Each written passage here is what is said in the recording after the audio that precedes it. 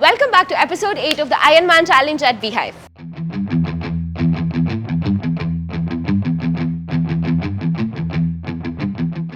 In this episode, we're joined by two very special guests, the co-founders of Spur.fit. And Rahul Alluri, one of the co-founders, is a seasoned Ironman finisher himself, along with his other co-founder, Srihari Pratapa. So let's get into that, and also don't forget to stay tuned until the end for some Ironman fitness tips. So Rahul, you're from Hyderabad. He has done Ironman 140.6. They say if you want to be something larger than yourself, you should do an Ironman. Srihari, you're from Vizag. You're a powerlifter, right? Yeah. We can make out. Just walking on the road, I saw in this glass gym people are jumping and doing pull-ups, all sorts of things. I walked in and that's where my CrossFit journey started. When it rains, when you're on open water, I think it was the most scariest moment of my life. I almost drowned. People get pushed in the wrong way and there's a chance of injury. So I would say take it slow, start slow and then increase the intensity. So essentially CrossFit, the fundamental philosophy is be ready for anything.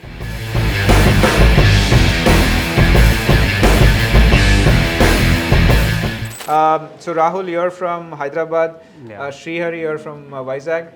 And so basically you both got together to start this fitness startup, right? So maybe met Rahul at BHIVE Business Lounge in HSR layout when Ravindra and team were running a startup event.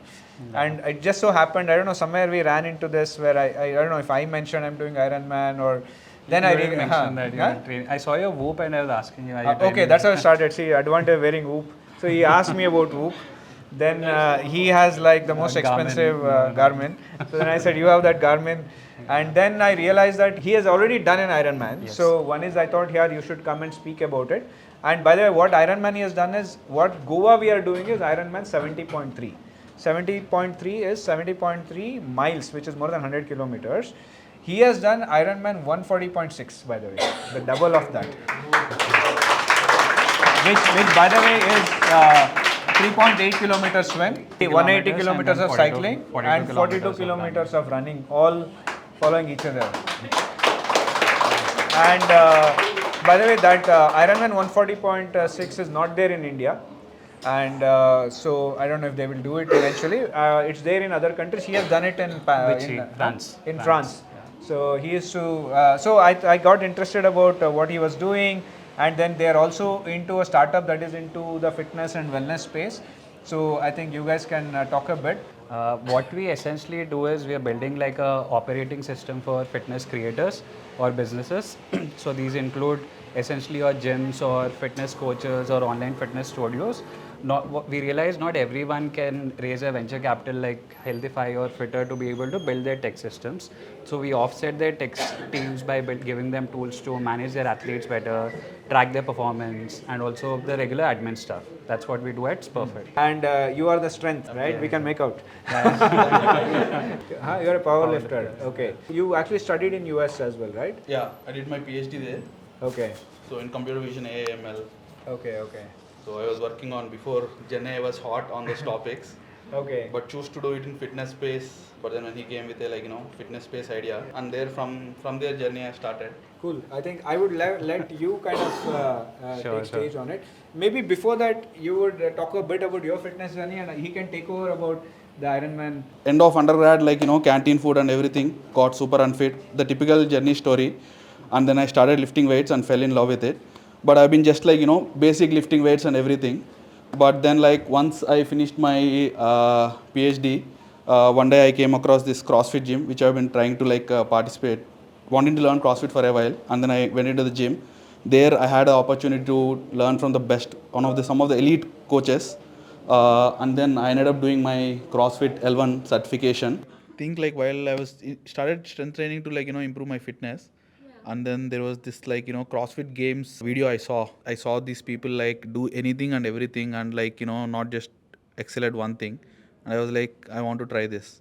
So, and one day I was just walking on the road, I saw in this glass gym people are jumping and doing pull-ups, all sorts of things. I walked in and that's where my CrossFit journey started. So apparently these first 4 turnout are organic and these are neurological. Experiential. These happen at experiential level. Say if you're playing badminton or cricket, right, you will see your reflexes are better. your ability to drive a particular shot gets better when you train in these. Any physical effort will take, some work. We can call it like, work. And every work should be done in a specific time frame. And that where comes the final metric called like power. That is the work done in a given time. And as you increase your work capacity, you become fitter. So that's where like they bring it out. Yeah, coming back to why I personally like CrossFit is, it's not just about lifting weights or like, doing a particular sport. It's, life is full of unknowns, right? Known knowns, unknown unknowns.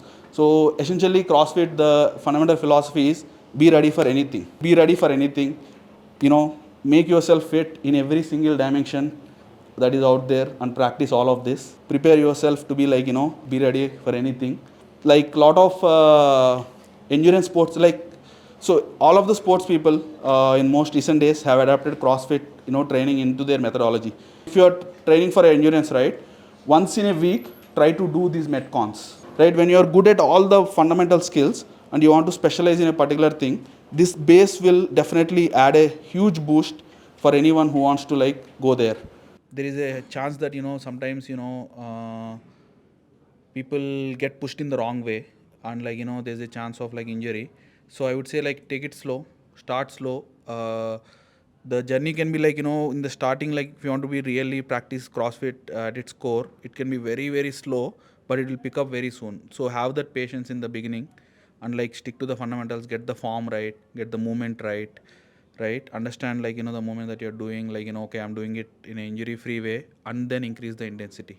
They say if you want to be something larger than yourself, you should do an Ironman, and those lines just stuck with me. And obviously, I set up a very high dream for myself that okay, I should finish one.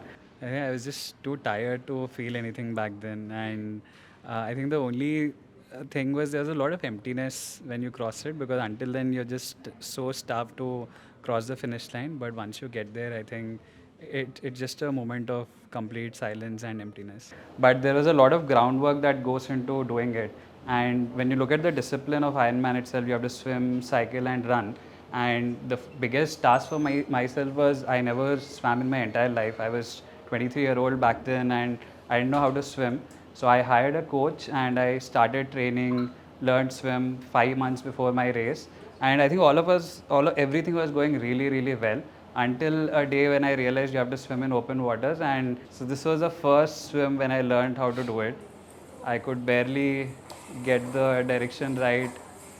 I used to train with fins because I was not able to float well in water. This is how I started my training. This was me a few months after my Ironman race, swimming in open water. I don't know if you can spot me, there's a tiny head here.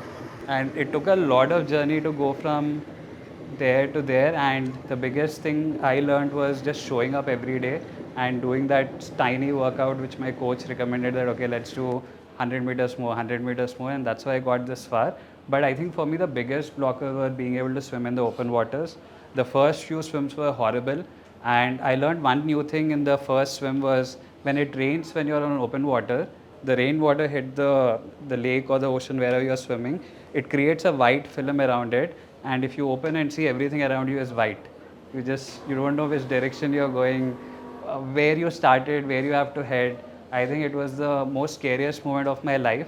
I almost drowned 2-3 times when I was trying to find people around me, but I was thankfully with really good experienced swimmers around me who pulled me back and got us back to the shore to swim. And there's another video where, because most of the time I was training in Bombay, I had to just resort to training indoors because it was raining every day, and Bombay roads in the rainy season is just horrible. So I used to spend almost 8 to 10 hours a week on that bike. It's popularly known as Pain Cave in the Ironman world, where you just set this up, you're not moving anywhere, you're just stationary, and you do rides which are probably 3-4 hours long every other weekend. So this is how I practiced for swim, then bike. Running was the most comfortable leg because I've been a runner for almost a year before I attempted my first race. And so this is how I covered the 3 disciplines. This was a beautiful lake where I had my swim, that's my bike that I carried from India. And this is all my gear. So it has 2 pairs of shoes, one for cycling, one for running, There's a heart rate strap. This was my old Garmin swim goggles. This was a wetsuit I was talking about. Then I had to change in between, so I carried running, bike gear. There was probably something else. Yeah, there were 2 pairs of everything, and there was a lot of gels because you need to fuel for long distances. And one thing that helps you really be energetic throughout the race are these gels. A lot of people try eating natural food like be it bananas or anything else, but I realized at least I couldn't sustain those long distances with the homemade stuff. So I had to resort to gels. So you'll see these are the tiny gels that I carried, probably 8 to 10 of them for the race. So this is essentially, if you look at zone 2, is nothing but if a car has typically 4 to 5 gears, you're just operating in the second gear where you're not pushing too hard, but just enough to just move yourself. And this training block really worked well for me, and it's also recommended most of the athletes spend at least 80% of their time training in zone 2 because of 3 things. One is it gives you a good aerobic capacity, which is what we were talking about, that building block to improve your VO2 max.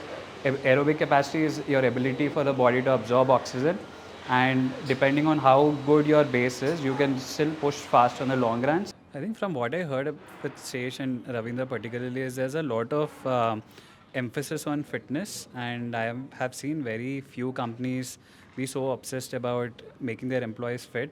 And I think it's really incredible to push everyone to do an Ironman, and also there are a lot of other events that you're organizing in collaboration with event organizers. So that's really great. So what I've realized is most of the training should be in a bell curve.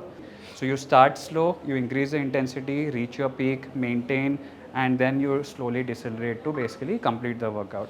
So these are different gears. So if you're just sticking to a single sport of, let's say, running, any app would be good enough. You can use Strava, you can use similar apps to track your distances.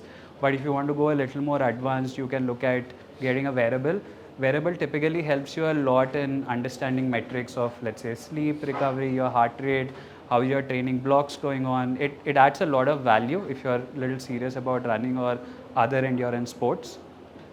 And this is the entire gear that goes into the entire triathlon. So you have swim, which obviously is cap goggles, and there are fins and there are hand paddles to be able to train well. People typically train on a road bike. You can do shorter distances with mountain bikes, but you would need to really invest in a road bike because it's good on your knees for long distances. And the last is running is pretty straightforward. You can just use the shoes to run. Okay, thank you so much.